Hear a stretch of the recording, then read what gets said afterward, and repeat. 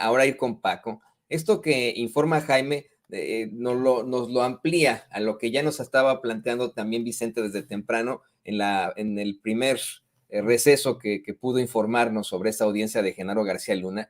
Y hay muchas cosas que me llaman la atención de lo que también nos amplía aquí Jaime, querido Paco.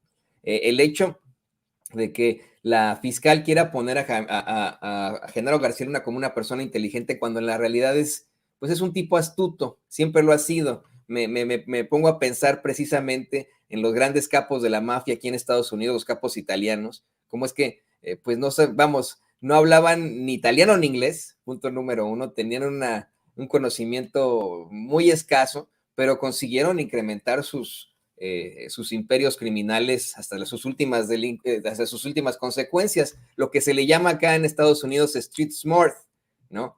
Y en efecto, ahí en los argumentos finales de la fiscalía, pues se habla de cómo es que la fiscal asegura que toma a un criminal para identificar a otro criminal.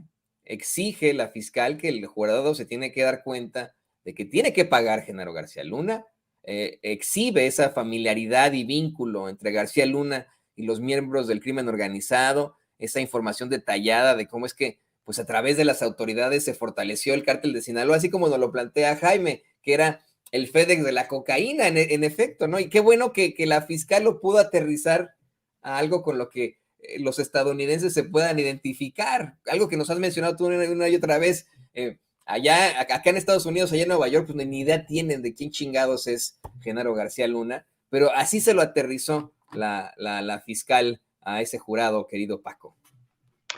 Mira, Toño, yo les he comentado y además lo comento en el libro, Genaro García Luna era un hombre muy astuto. Yo digo que no es inteligente porque se les fue a meter en la ratonera, sí, cayó, le dieron queso, lo agarró y se les fue a entregar, pero te lo divido en varios. Mira, ¿por qué Miami?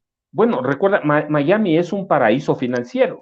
Después de Nueva York, a mí no se me ocurre pensar en otra ciudad de Estados Unidos más que Miami, porque tiene entradas para toda América Latina, para toda, a donde tú quieras ir desde Miami, y bueno, su operación financiera es muy alta, no como Nueva York, pero alguna vez he pensado, 4 años viví en Miami como corresponsal de Notimex, y lo que yo les explicaba es que es la comunidad, la ciudad más latina de Estados Unidos, y que puedes hacer todo, desde lavar dinero hasta todo lo que valga.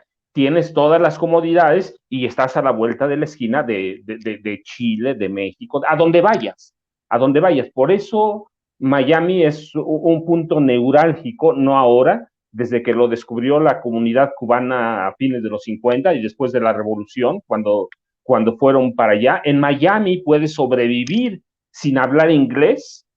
Hay eventos enteros y calles enteras, no solo la calle 8, que es la mítica, hay calles enteras a las que tú vas y puedes hablar español, el que tú quieras, cubano, venezolano, el que tú quieras, mexicano, en Homestead, ¿sí? Puedes hacerlo, ¿sí? Puedes sobrevivir una persona como Genaro García Luna, que es muy limitada de comunicación. Así que Miami es por ese lado. Y luego por el otro, astuto, sí, inteligente no, astuto sí, porque no se las habría ido a entregar.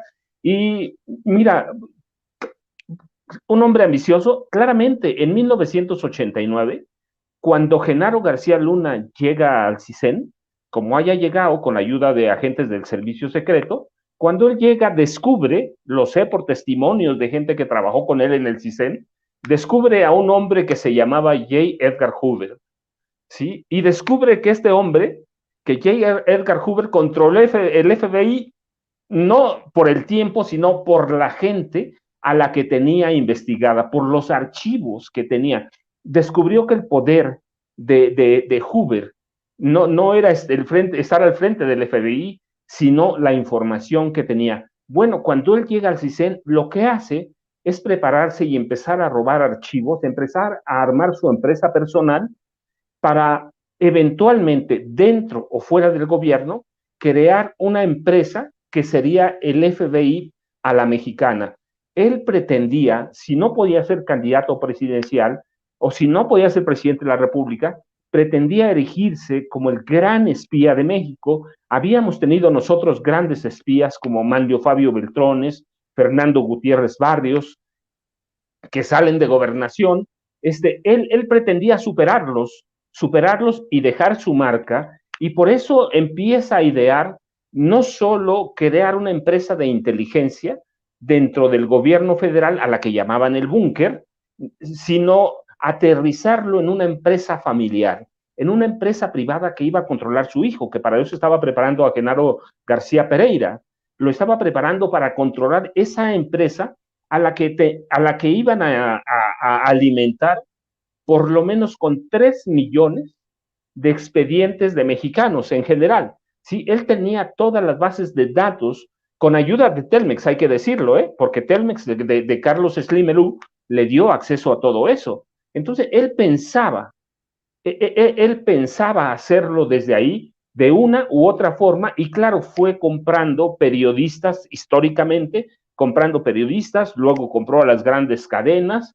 Finalmente él contaba con que Televisa, a Televisa y a TV Azteca los tenían en el bolsillo. ¿Por qué? Porque Felipe Calderón Hinojosa le había soltado miles de millones de pesos. Así que ese es el perfil de Genaro García Luna, un hombre que nació para ser espía, que nació para ser un criminal. Y mira, yo nada más levantaría una pregunta que o le daría a beneficio de la duda al señalamiento de César de Castro de los dineros para la campaña de Calderón, de la campaña de AMLO, supuestamente. Mira, levantaría yo una pregunta, ¿sí? O un beneficio de la duda.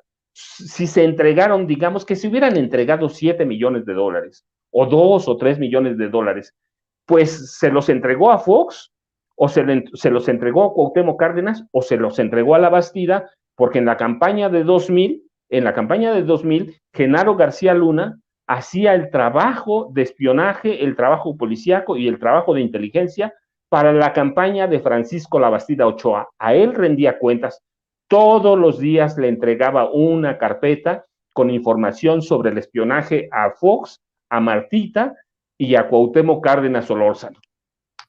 No, y sabes que ahora que mencionas lo de J. Edgar Hoover, híjole, hasta me dio pesar y preocupación por las similitudes que existen entre los perfiles.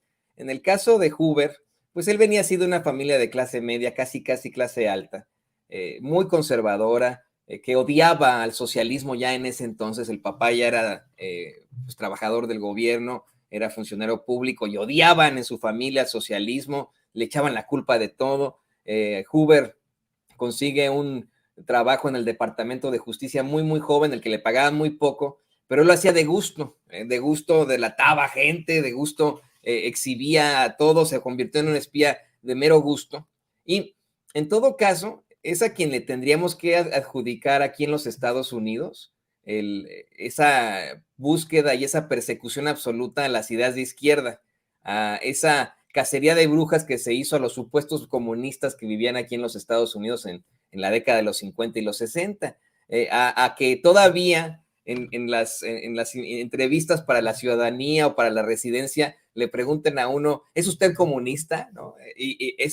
A él se lo debemos, puesto que él fue el que estableció este espionaje mediante su propia ideología, espionaje aquí en Estados Unidos, redadas en contra de precisamente personajes de la izquierda, algo que era verdaderamente preocupante. Yo me pregunto, ¿qué pasaría, qué hubiera pasado si Genaro García Luna se hubiera consolidado como alguien como J. Edgar Hoover?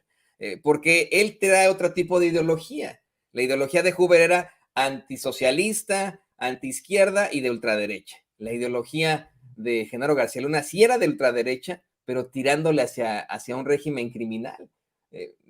Podríamos pensar incluso en tener en algún momento un régimen completamente criminal, narco. Lo voy a dejar sobre la mesa por ahí y le pido al equipo que nos grabe para